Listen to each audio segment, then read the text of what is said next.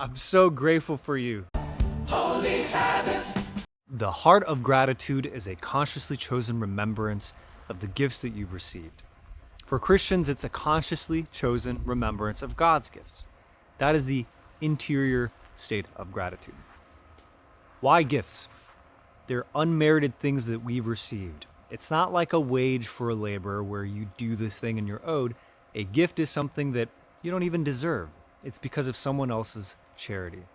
Now, why do we choose to remember those gifts? Why even have memory? Well, for whatever reason, you and I are both time-bound beings into the present, where we have our worries of the day, the problems we need to solve, the tasks ahead, and we're gradually disconnected from the past. I might have had some transformative experience, a profound encounter, a relationship, something that happened to me in the past, but where is it? It's out of sight, out of mind, until I choose to remember it. Now, why do we talk about consciously chosen remembrance of the gifts? Because sometimes memory just feels like it'll assault us. Something will remind me of something else. I see something and then all of a sudden, the memory pops up. It could be a trauma that's lingering. It doesn't always feel like I'm choosing what I remember. But gratitude is about taking over that process. It's about a consciously chosen remembrance of God's gifts. And when we do that, it transforms us.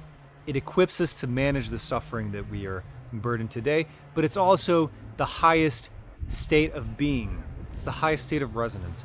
When we can take that interior disposition of gratitude and allow it to overflow our hearts, it then ultimately manifests in an outward reciprocity. It turns into action. So true gratitude is reciprocity.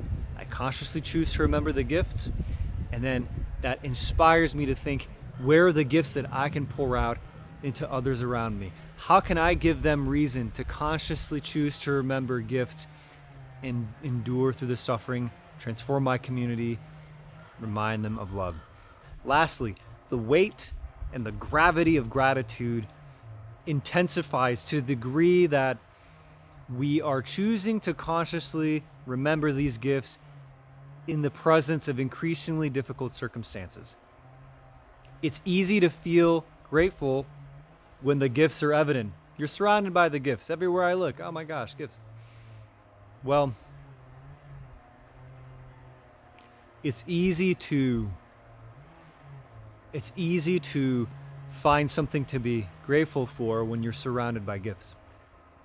But when you're surrounded by darkness, where the suffering can feel overwhelming, your decision to consciously choose to remember the gifts you've received takes on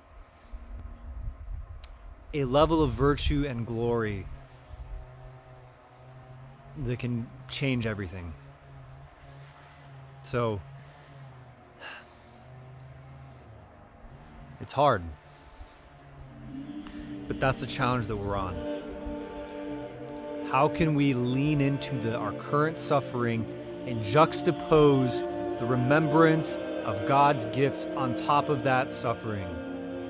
How do we redeem our suffering through the exercise of that gratitude? That's exactly the point. Go right into that suffering and then tap into the gratitude. Lean into your current experience of suffering. And as you're sitting in that, consciously choose to bring from the past into the present those gifts that you've received. And that's how you can begin to redeem that experience of suffering. That's how you can bring God into it. Open your heart up to gratitude, and then let our hearts be overflowed so that we can engage in the outward manifestation of gratitude, namely reciprocity.